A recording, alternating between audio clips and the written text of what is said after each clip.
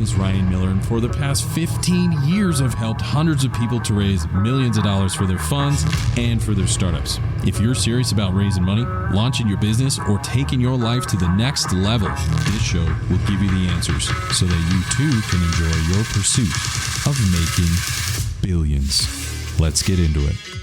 The question I get asked the most is, how do I raise capital? Well, in this week's episode, Michael Hummel and I are going to share with you some of the cheat codes to get investors to flock to you with more money in less time. Let's get into it. Hey, welcome to another episode of Making Billions. I'm your host, Ryan Miller, and today I have my dear friend, Michael Hummel. Michael is the founder and CEO at Established PR. It's a PR firm that specializes in helping startups and emerging fund managers to scale up their fundraising efforts by leveraging reputation and relationships through the power of PR. So what this means is that Michael is the guy you call before you raise capital for your next fund or your startup so that you will be wildly successful with your investors. So Michael, welcome to the show, man. Hey, Ryan. So glad to be here, man. Big fan. Really cool just what you have going on here with the Making Billions community. To be honest, when I came across the podcast, just the title got me excited. I was like, this man's thinking big. I got to meet him. So really excited to be here today and hopefully, add a lot of value to, the community that you've been able to build. Yeah, thank you very much. We've been very fortunate with the success. We're already in the top 2% in the world. And obviously, when I launched it, a lot of my friends were big fans, but they're also not surprised. They're like, well, if Ryan started a podcast, I'm not surprised that that's the name. But playing big, thinking big, that's the name of the game. And that's how we make it. And we do it together through reputation relationships. So with that, I've looked you up and I've seen many things that you're working on. But I'm just curious, how did you get started in this industry? And why? How does that apply to entrepreneurs and emerging fund managers? Yeah, it's been a journey, to be quite honest. I actually started out in the exact opposite type of a world with my entrepreneurial journey. And it all started for me when I launched a Facebook ad agency. Yeah, it was like right when that was big hype. I'm sure that you saw some of the gurus out there pushing that SMMA.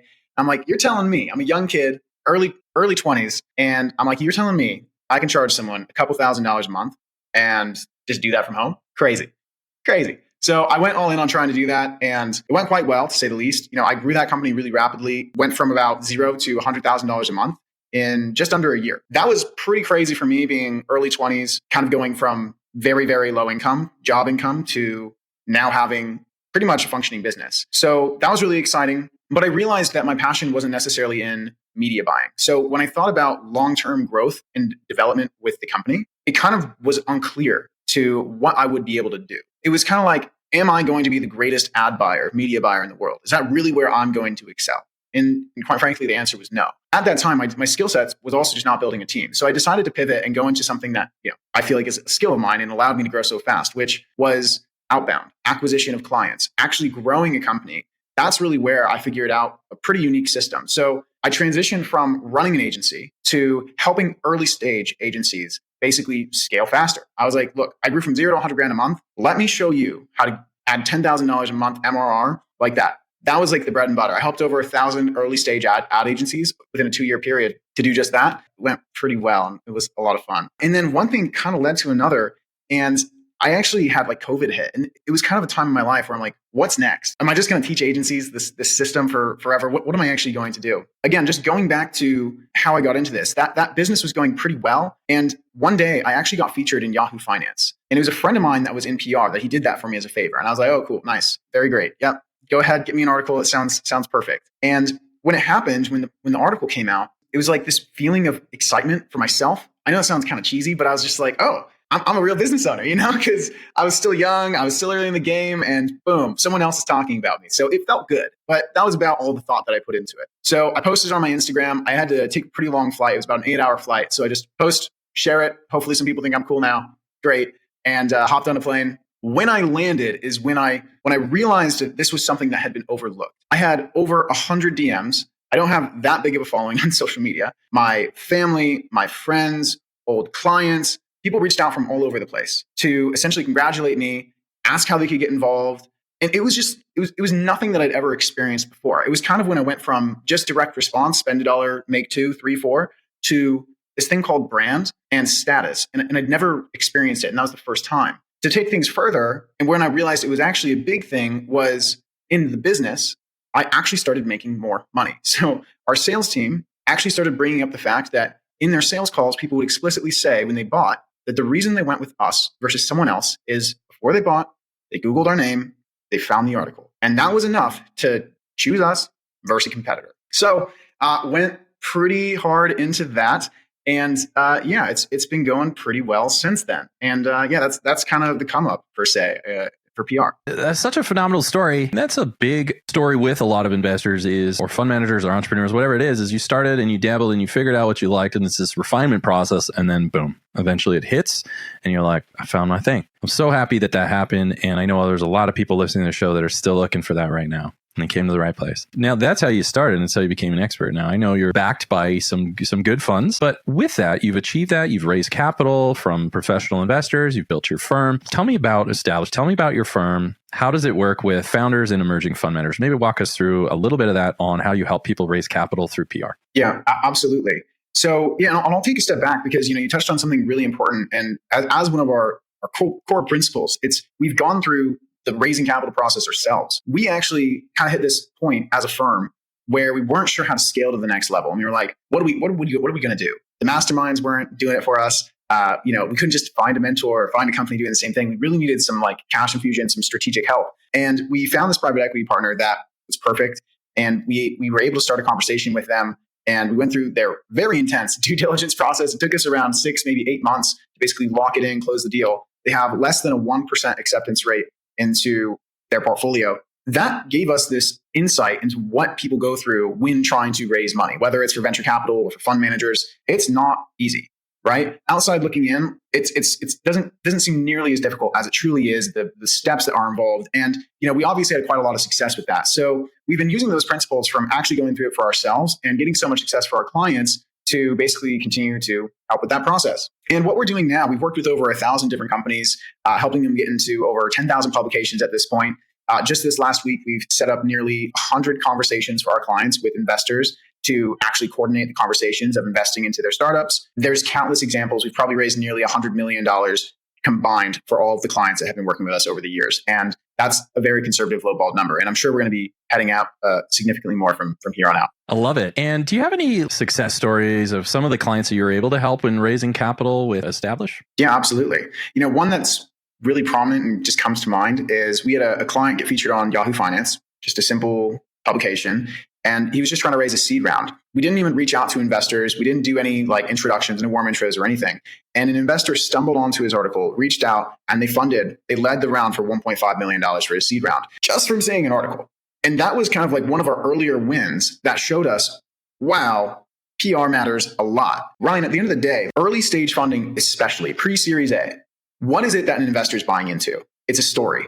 It's betting on the jockey, not on the horse, right? So it's all about how compelling, how clearly can you articulate what it is that you're building, and how can you get other people to talk about what you're doing and make it exciting, right? If you think about the big companies out there that exploded almost overnight, that got funding almost without trying, it's typically because there's this FOMO in the market to where the investor sees one thing and then it's a spark and things compound.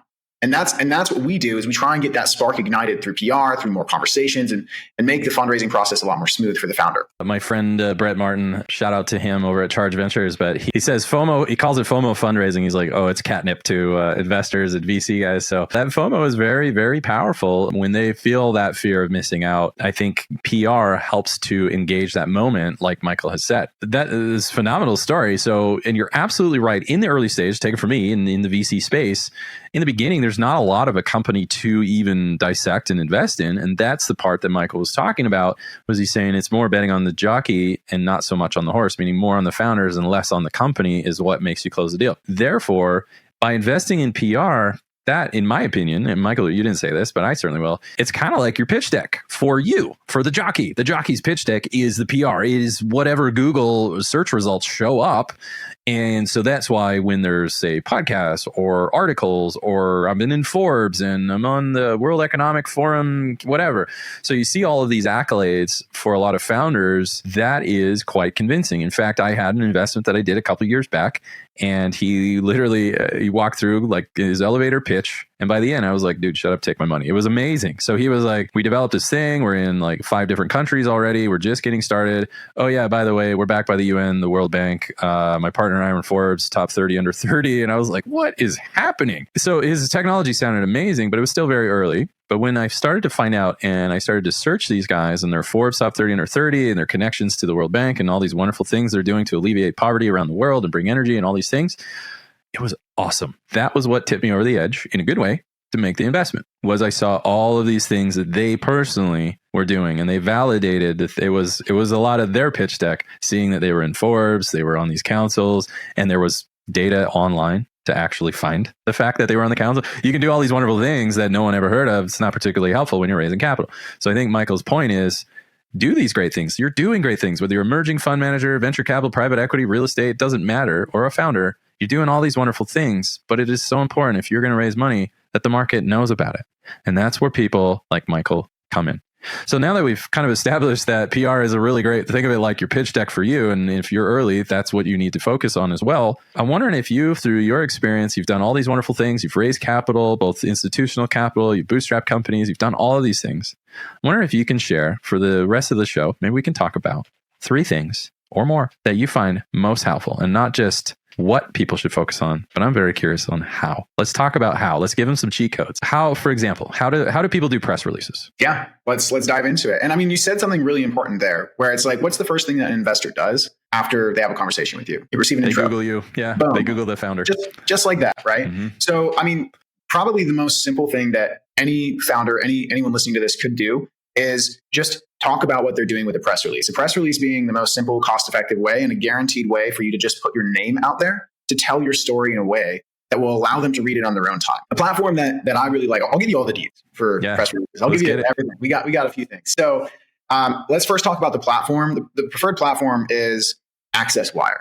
It's really cost-effective. It's about $300 to purchase a press release and to publish it and put it out online. Now, the reason AccessWire is really great is they have partnerships with Yahoo Finance, Bloomberg, Business Insider, NASDAQ, all these giant publications. And all of those publications have really good relationships with Google. What's that mean? Simply, if you put yourself in a press release and are strategic with the keywords you put into it, then you will rank when people search for you. Okay? So I'll get more into that now. So the most important piece about a press release is going to be the title. So the title is basically what search engines use in order to make you findable, right? So for instance, what would be in the title? Things that are very important. Your full name, first name, last name, and then your company name. Why? Again, after you talk to an investor, if you ever cold approach an investor, ever, the first thing they do is Google your name. And even if your name's Ryan Miller, and there's a million of you, right? They're going to then search Ryan Miller, company name. That's why it's really important to put first name, last name, and the company name in there, just so you're able to have something ranked. And again, it's also more legitimate because it's on one of those big publications. So whenever you can get a Yahoo, whenever you can get a Business Insider, it just makes more sense. Even if people know it's a press release, it adds status because you're in that publication. So that's probably the most important piece two pieces, I'd say, of writing a press release. Does that make sense, Ryan? Yeah, absolutely. So implementing the title is one of the most crucial parts that you found, but you also mentioned including just good keyword searches. So those are really important. And then AccessWire is a distribution platform. Is it accesswire.com? Yes, that's exactly right. And they're only about $300.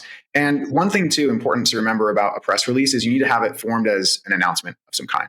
But some people are like, oh, well, there's not that much going on with my company. It's like, yes, there is. You can have a new feature come out. You can add a new team member. That's a way for you to pitch basically their experience. That's one of the most important things when investors are looking at getting involved, is talking about the team that you have. So doing a press release for any new team member that's like C-level or going to be directly, building it with you. So there's always a way to think about how can we make this announcement the most important and actually tell our story through it, rather than just doing an announcement that, we just launched and just leaving it at that, and then no one ever sees it, right? Okay. So I would say dimensions to look for. You mentioned our partnerships, but also product changes, new product, old product happening, customer testimonials. There's so many dimensions in any business that there's activity going on. And as I've been told before, a great place to start is start with your heart and work your way out. So what is it that really hits to the core of your business that demonstrates some passion or good feeling that people also can experience that passion and good feelings with either you or your company, your product, whatever that is? There's a lot that you can work on. And to take it from any founder or CEO, it's all heart, baby. This is your dream. This is your baby. You're building this thing out. And so you certainly, like me, a proud papa, You're going to brag about your kids. You're going to brag about your business because your heart and soul were put into making this thing into everything it can be. That is absolutely brilliant advice. So now, once you have that press release, you can go to AccessWire. I know we spoke offline a little bit, and you mentioned there's a bit of a strategy and some techniques out there about leveraging that press release. So we've released it, we wrote it, great, check that box. But there's a leveraging effect. I wonder if you can talk a little bit on that, on how to leverage a press release. Yeah, absolutely. Absolutely. So I would say that there are two different ways that you can leverage the press release most. Okay. So one is going to be to use it in pitches directly to journalists, podcast hosts, whatever else. And then there's actually a tool as well that you can pair it with. But I'll start with just the simple thing. What you're able to do is with Google, shocking, right? You're going to be able to search for, say your industry is fintech, say you're a new fintech product. Just search for fintech podcasts or fintech journalists.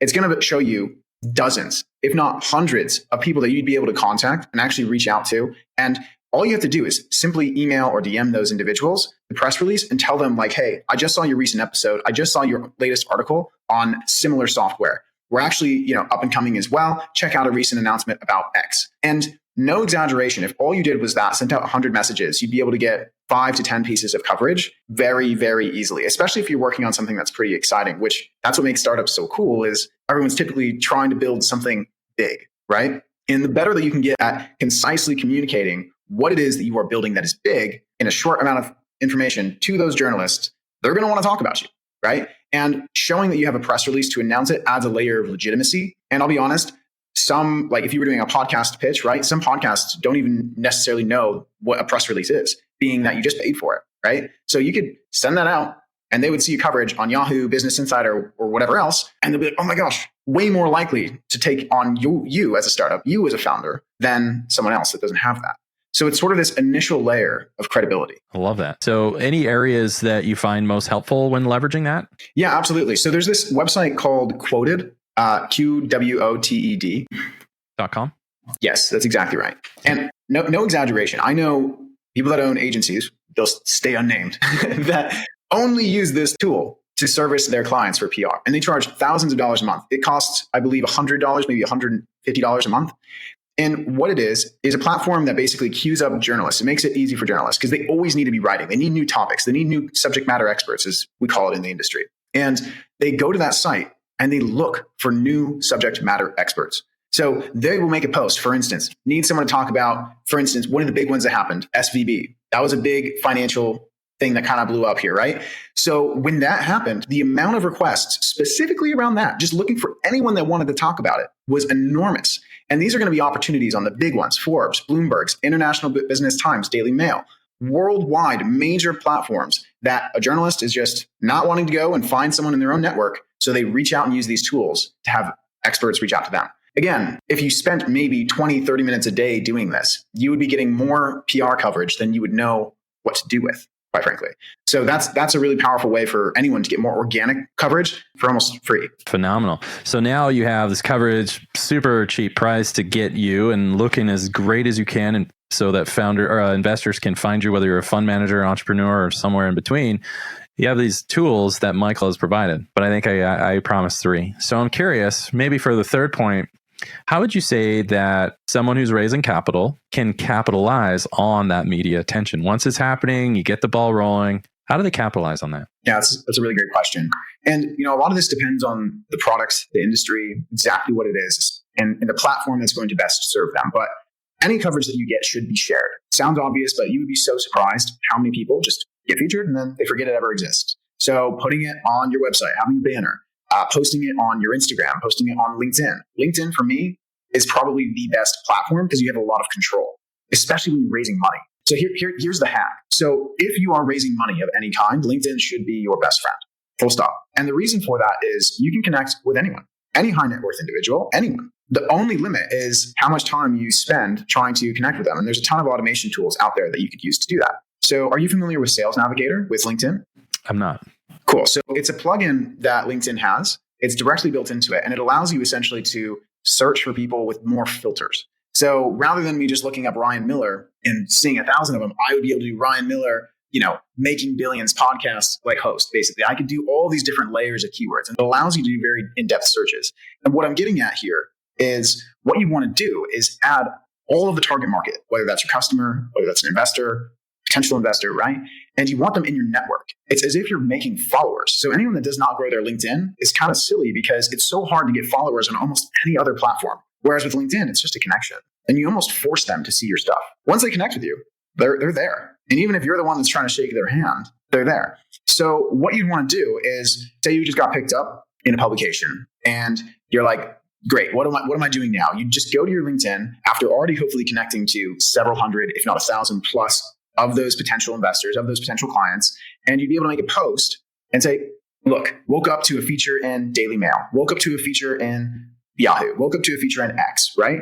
And what that does is it's this intrigue. Because what are investors looking for? Again, anything that separates startups from the masses. Because I can't even imagine, Ryan, for you, how many pitches do you get? How many people come to you trying to, get money that you have to kind of filter, right? A lot. No exaggeration. I average about 200 emails a day. Wow. And that comes from my website at pentiumcapitalpartners.com. There's a thing where you can say, I'd like to talk to you and I have this business, and you fill that out. It comes from LinkedIn a lot, Instagram, like all this stuff that you're talking about. When I'm at events speaking on stage, and I just got back from speaking on stage with Ed Milet and Jim Rogers and all these other people. You go on a stage in front of 3,500 fund managers, they're all going to hit you up for money. And hey, respect to them, man. That's a good game.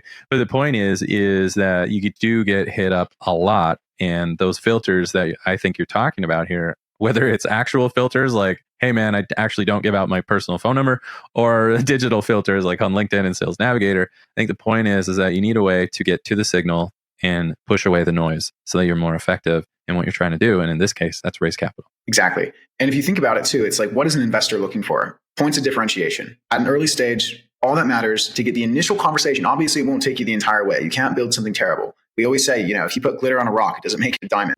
But, what we can do is get that initial intrigue. If you get that initial intrigue, you get so much further than the masses. And that's what people are missing is you need to get in the door, and then you can get the feedback to fix the actual business.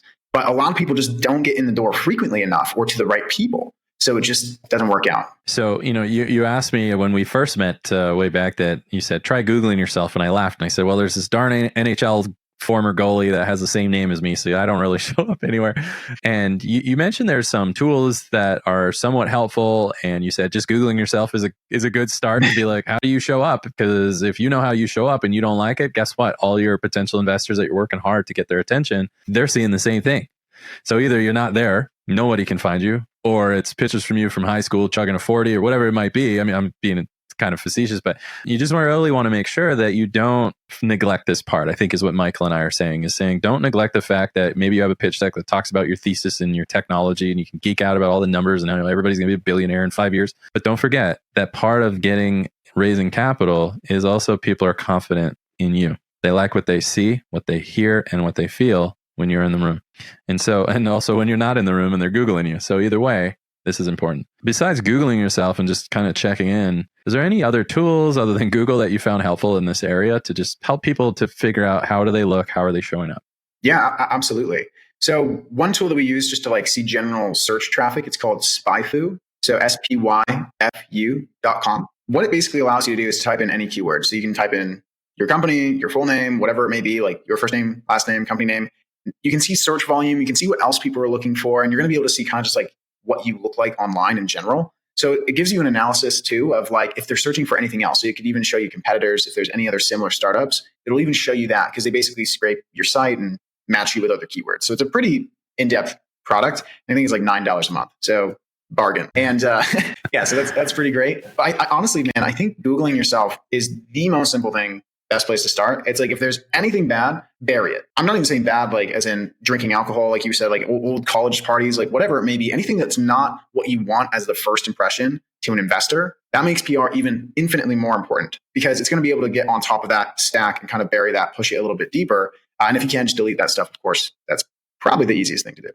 Awesome, man. Well, wow, those are phenomenal tips. You can see why Michael has raised a ton of money because he's got a ton of wisdom. He's a real deal and understands how to do that. Not only have you raised capital, but you're willing to share the secret sauce on all that. So thank you for sharing that. But before we wrap things up, is there anything else that you'd like to share with our audience? Anything at all? Yeah, definitely. So we have a free community that we're launching. There's about a wait list. There's a wait list right now for 300, 400 people. And it should be launching in August. So this is pretty good timing. It's at thestartupshortcut.com. And what it is a free community where we're just going to give as much value humanly possible to help people raise money. Because, we do believe that if we enable entrepreneurs to get capital in their pockets, that creates a much more exciting future. Like, I personally just think that if we can get entrepreneurs capital, the world becomes a lot better, which is kind of the underlying mission of what we do here at Establish. We obviously can't help everyone, just like yourself. It's impossible. So by giving this free resource, it's a really great way for us to get founders to connect and to provide a ridiculous amount of value at literally no cost. What you can also do is email me at intro@establishpr.com. That's my company. And if you just mention Making Billions with Ryan Miller, we'll curate a list of investors for you, like 25 investors a show. So that way we can just show you who to reach out to. If you're completely clueless right now, no worries. We'll give you 25 people. Just tell you even a message on how to reach out to them just based on what we've seen work really well. Man, phenomenal. That is awesome. That's very generous of you. So Making Billions exclusive, that's Michael right there for you. So just to synthesize everything, learn how to do a press release. The second thing that Michael taught us was learn how to leverage those press releases, and finally, how to capitalize on that media attention. You do these things, and you too will be well on your way in your pursuit of making billions.